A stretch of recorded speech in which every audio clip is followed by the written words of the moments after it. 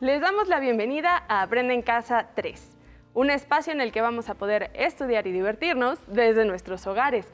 Y el día de hoy nos acompaña la maestra Cecilia Vargas, a quien le doy la más cordial de las bienvenidas. ¿Cómo estás, Ceci? Bien, ¿y tú, Jenny? Muy contenta de estar aquí contigo y muy contenta de tener el gusto de estar con ustedes en esta clase de historia de quinto grado.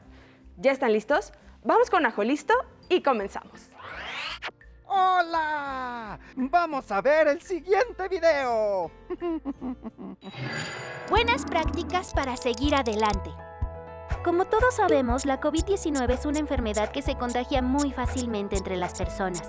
Por eso hay que continuar cuidándonos siguiendo las buenas prácticas que ya todos conocemos para evitar contagiarnos. Utiliza cubrebocas. No salgas de casa. Si tienes que hacerlo, recuerda que es obligatorio utilizarlo. Mantén una distancia mínima de 1,5 metros entre tú y los demás. Lávate las manos muy seguido con agua y jabón por lo menos durante 20 segundos o aplica desinfectante a base de agua y alcohol. Desinfecta las superficies de los objetos que más utilizas.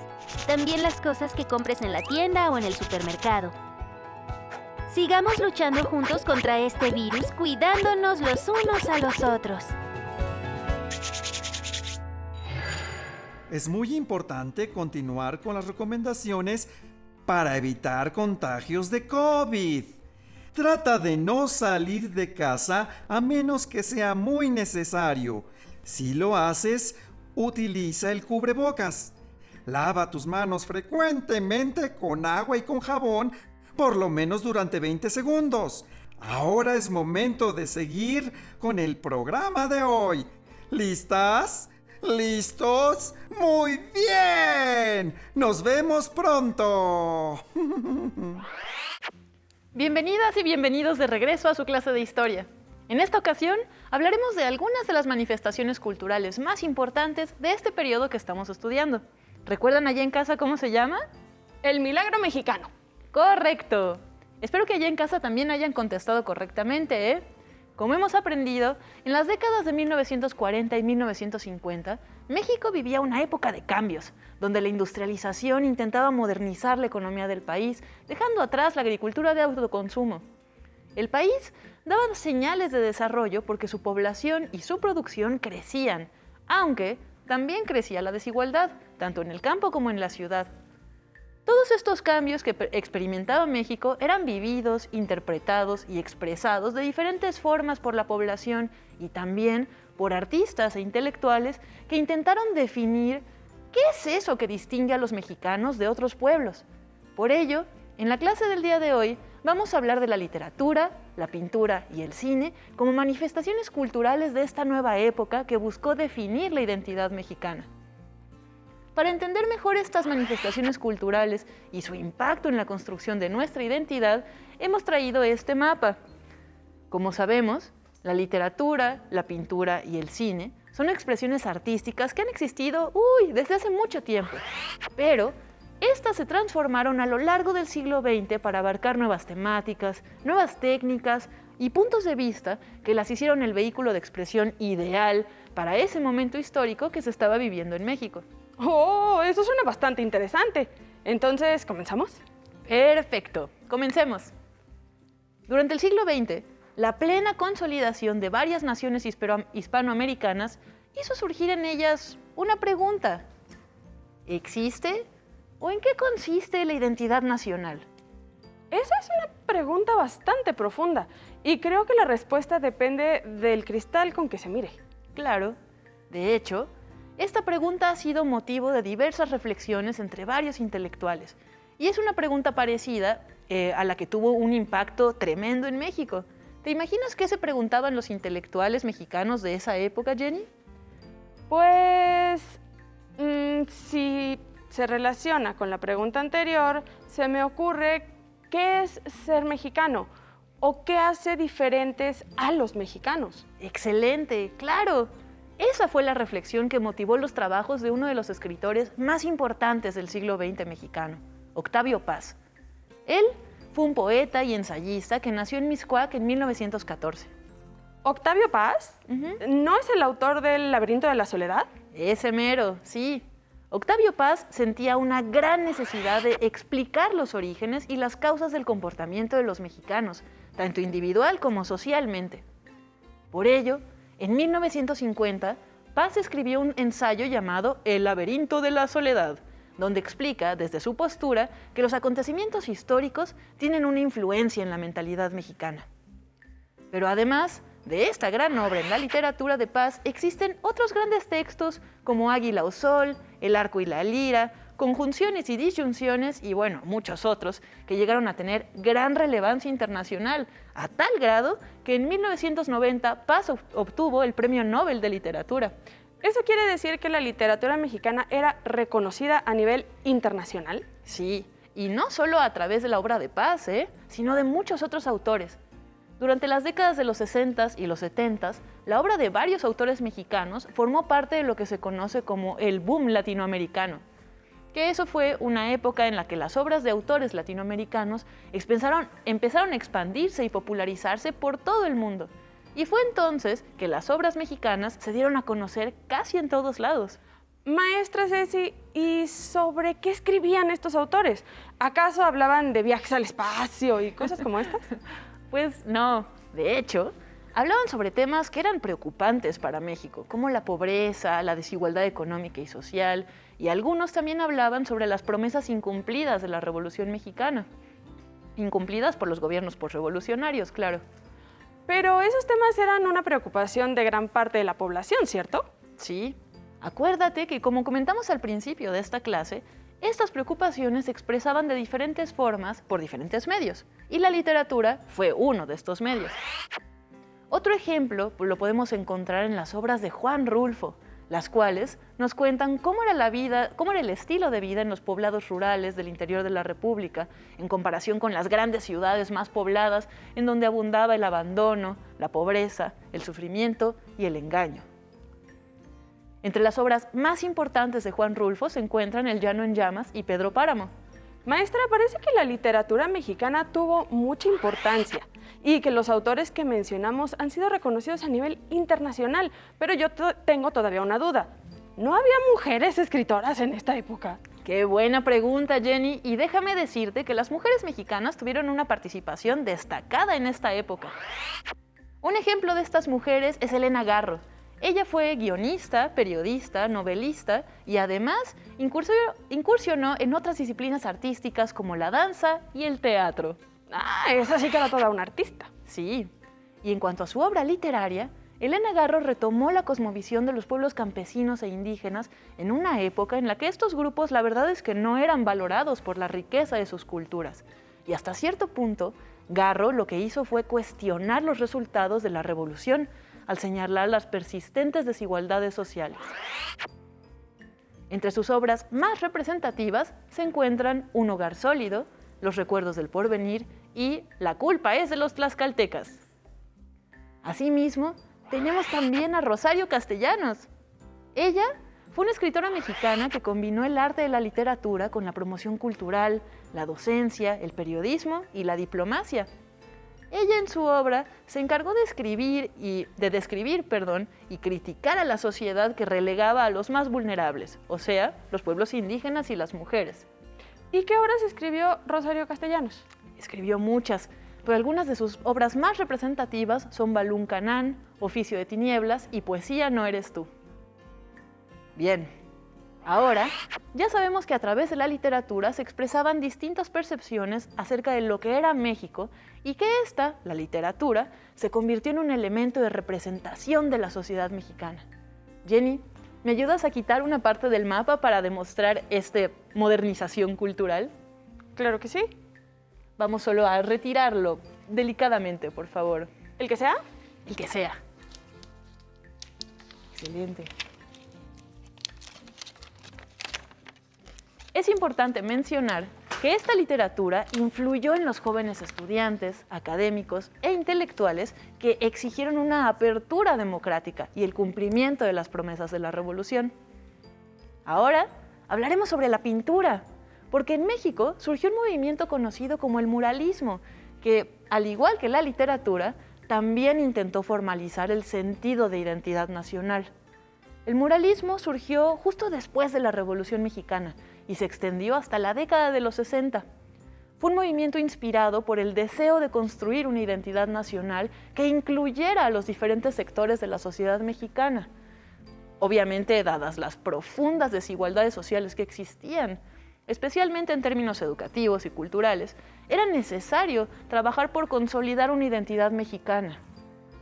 Es decir, el muralismo fue una herramienta que pretendía provocar entre la población un sentido de pertenencia a una misma comunidad nacional. Maestra, eso del muralismo me suena que pintaban en los muros, pero no estoy segura si se trata de eso. ¿Es verdad? Sí, claro, te suena muy bien.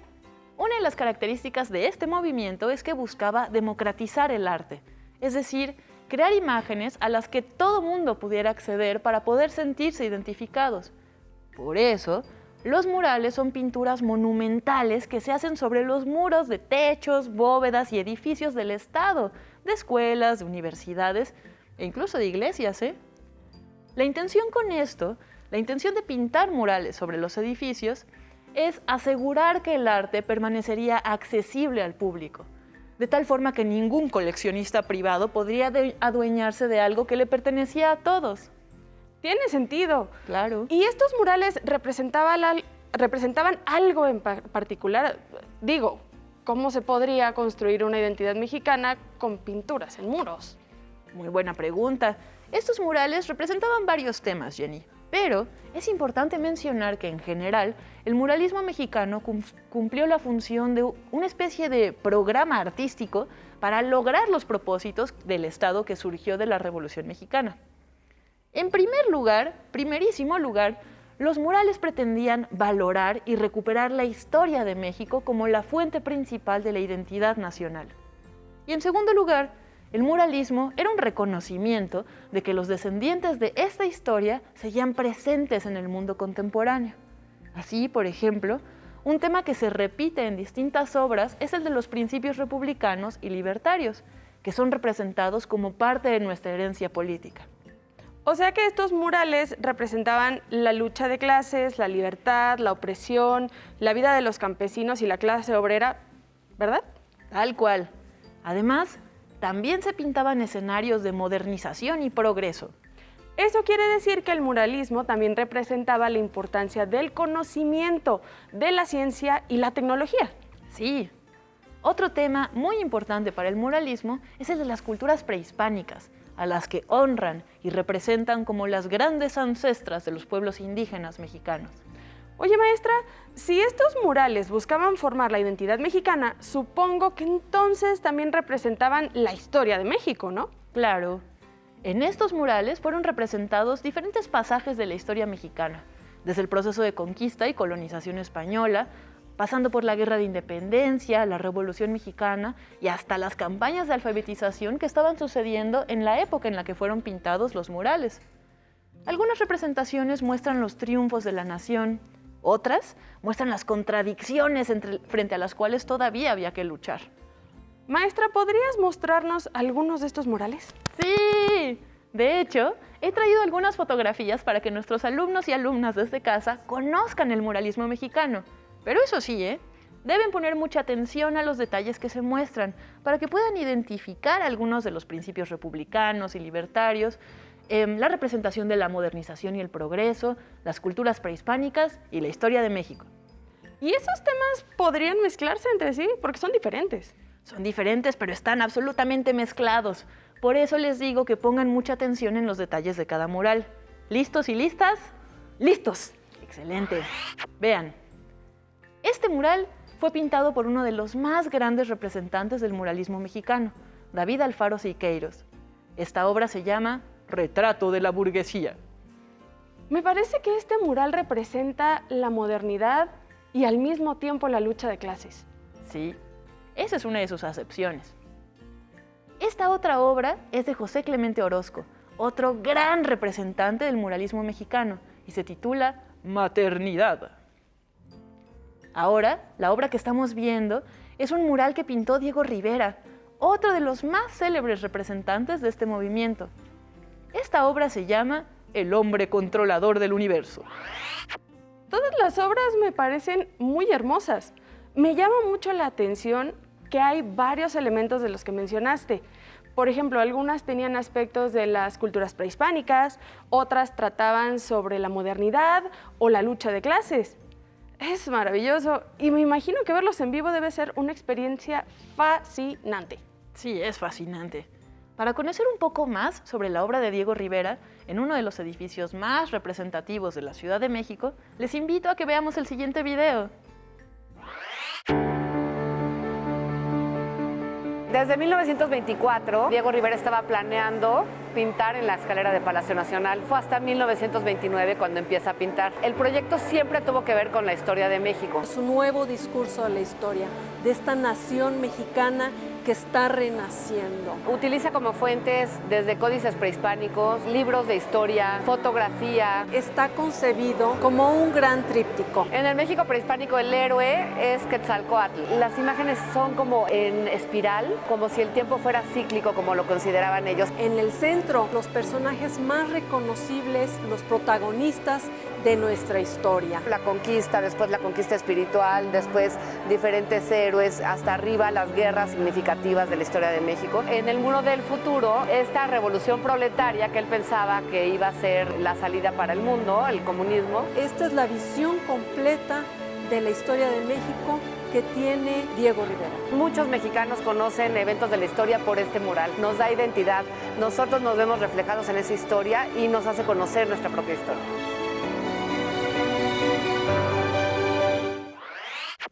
Ahora ya reconocemos la influencia que la pintura, a través del muralismo mexicano, tuvo en esta etapa de la historia.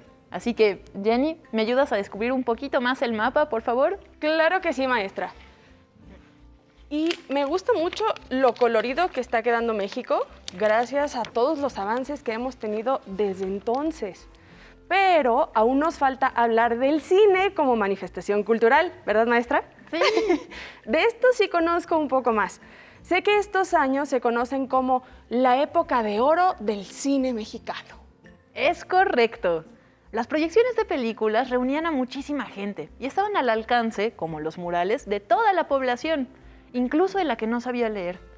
La época de oro del cine mexicano fue un periodo que fue de 1936 a 1958 más o menos, en el cual México se convirtió en el principal centro de producción de las películas comerciales de América Latina y habla hispana. ¿Y cómo lo logró? Pues en este periodo, tanto Estados Unidos como Europa estaban sumidos en la Segunda Guerra Mundial y el conflicto obligó a los gobiernos, obviamente, a descuidar la cinematografía.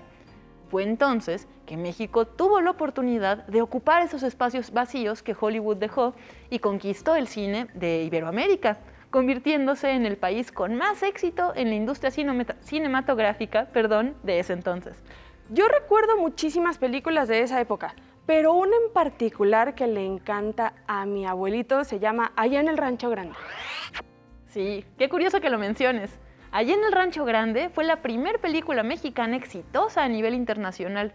Se estrenó en 1936 y se trata de un drama romántico y un poco de comedia ranchera que exalta el nacionalismo y también exalta cierta nostalgia por los tiempos de la Revolución. Lo que más me llama la atención de las películas de esta época es que muchas de ellas muestran una vida muy alegre en el campo. Hasta me daban ganas de irme a vivir para allá. Sí, aunque ahí, Jenny, es muy importante mencionar que las películas de la época de oro del cine mexicano muestran una representación idealizada de la vida en el campo y en la ciudad.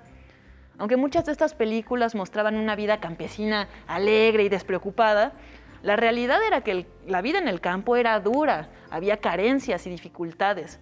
Así, las representaciones de la vida cotidiana en el campo y las ciudades mexicanas que se hacían en estas películas respondían más a la imagen que se quería proyectar al mundo que a la realidad cotidiana de los mexicanos de ese entonces.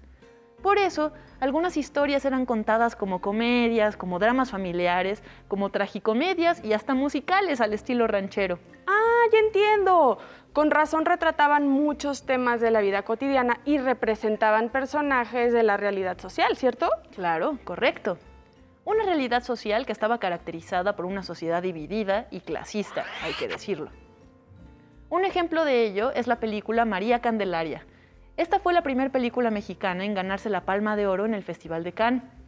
O también La Perla, que se trata de una pareja que no tenía recursos suficientes para pagar el tratamiento médico de su hijo, luego de que lo picara un alacrán. Esta película, de hecho, ganó un Globo de Oro. Maestra, ¿podemos hablar un poco de las estrellas del cine mexicano? Sí, claro. La gran difusión y popularización del cine de oro permitió que se consolidaran ídolos mexicanos que atraían a grandes públicos a las salas. Seguramente algunos de ellos los reconocerán nuestros estudiantes allá en casa. Tenemos, por ejemplo, a Pedro Infante y a María Félix. También a Pedro Armendáriz y a Dolores del Río. A Jorge Negrete y a Sara García. Así como al actor cómico Mario Moreno, conocido por su personaje Cantinflas. ¡Ay, cómo me encantan estas películas! ¡Ay, a mí también! Sin embargo, la época de oro del cine mexicano no fue eterna, pues la posterior masificación de la televisión en los hogares mexicanos trajo consigo una época de decadencia para el cine mexicano. Y además, para estos años, después de la Segunda Guerra Mundial, Estados Unidos se había recuperado y eso le permitió producir una avalancha de nuevas películas que tenían historias muy audaces y muy coloridas.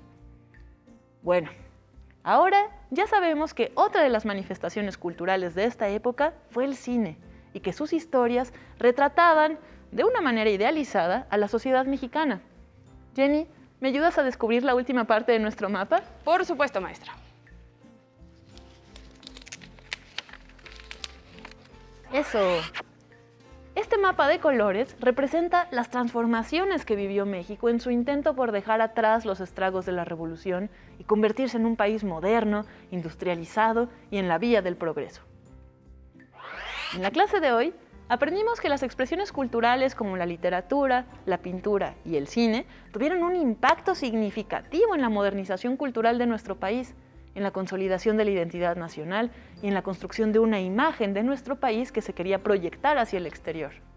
Te invitamos a que investigues si en tu localidad existen algún mural como los que vimos en la clase, o si en tu localidad fue grabada alguna de las películas de la época de oro del cine, mexicano, por supuesto. O también si alguno de los escritoras y escritores que conocimos, si nacieron en tu entidad. Créeme que las respuestas podrán sorprenderte, Nos vemos la próxima clase. Muchísimas gracias, maestra Cecilia Vargas, porque la clase de hoy me pareció muy interesante. Si te es posible, consulta otros libros y comenta el tema de hoy con tu familia. Si tienes la fortuna de hablar una lengua indígena, aprovecha también este momento para practicarla y platica con tu familia en tu lengua materna. Por hoy hemos terminado con En busca de la identidad nacional, de Historia de Quinto Grado, y espero que lo hayan disfrutado tanto como nosotras. Le damos las gracias a las maestras y los maestros que el día de hoy nos dieron clases. A continuación, Educación Física.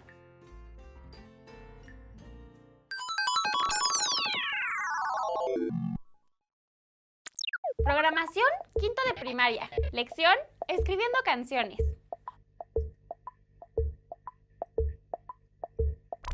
Hola amigas y amigos, bienvenidos a esta lección de Telequantrix. Soy Gisela Sierra y me alegra acompañarlos en una aventura más del mundo de la programación. En la lección anterior descubrieron la diferencia entre la información personal y la información privada, que puede ponernos en riesgo cuando navegamos por internet. Además, distinguieron qué sitios en la web son seguros y cuáles no. Hoy van a conocer una clave de la informática, la función, también conocida como procedimiento. Cuando programamos, podemos utilizar esta herramienta para simplificar tareas. La función está compuesta por un grupo de instrucciones. Es como un mini programa que puede usarse una y otra vez. Esto hace que nuestra programación sea menos larga y compleja. Cuando identificamos un conjunto de instrucciones que se utiliza a lo largo de la programación, muchas veces podemos agruparlas y formar una función. ¿Están listos para saber más al respecto? ¡Comencemos! Para comprender mejor lo que es una función, es momento de cantar, así que afina tu garganta. Seguramente conoces esta canción. Se trata de Cielito Lindo. Si no la has escuchado, hoy lo vas a hacer. Comienza así. De la Sierra Morena, cielito lindo viene bajando. Un par de ojitos negros, cielito lindo de contrabando. Ay, ay, ay, ay, canta y no llores, porque cantando se alegran, cielito lindo, los corazones. Y la canción sigue y repite el coro, que es: ay, ay, ay, ay, canta y no llores, porque cantando se alegran, cielito lindo, los corazones. Si quisiéramos simplificar esta canción escrita, una forma es sustituir cada vez que aparece el coro, justo por la palabra coro. De esta manera, evitamos escribir un párrafo completo. Es mucho más fácil, ¿no crees? Lo mismo ocurre con la programación. Imagina que esta canción es un programa de computadora y que el coro es un pequeño fragmento de código que utilizas una y otra vez. En el mundo de la programación, el coro sería una función. Contar con funciones es muy importante y útil para los programadores. Así como contar con coros lo es para los compositores en el caso de las canciones. Veamos por qué. Primero, porque ahorran tiempo para no tener que escribir todo el código una y otra vez en el programa. Segundo, porque si cometes un error, solo tienes que cambiarlo en un solo lugar. Y tercero, porque el programa es menos largo una vez que identificamos instrucciones que se repiten y las definimos como una función. Al definirla, podemos utilizarla a lo largo de nuestro programa las veces que sean necesarias.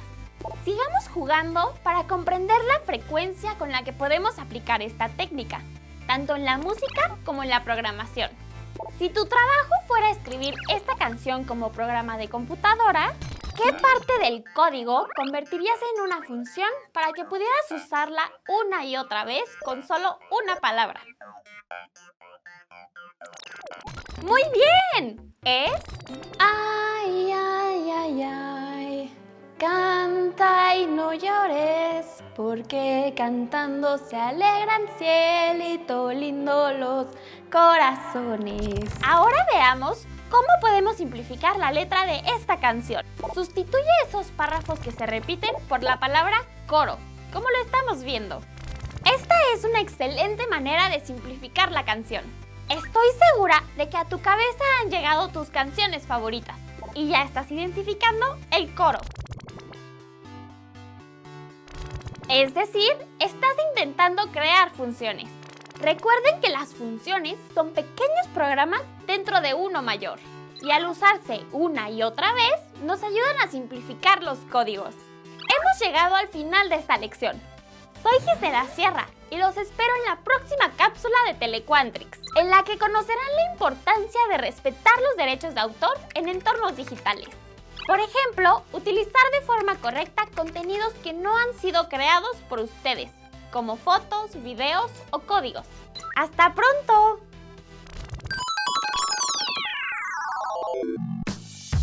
Si no tienes el libro de texto o necesitas ayuda para responder las preguntas, contáctanos. Para solicitar apoyo pedagógico, comunícate con maestras y maestros de lunes a viernes de 8 a 20 horas al teléfono 55 41 72 04 13 con 100 líneas.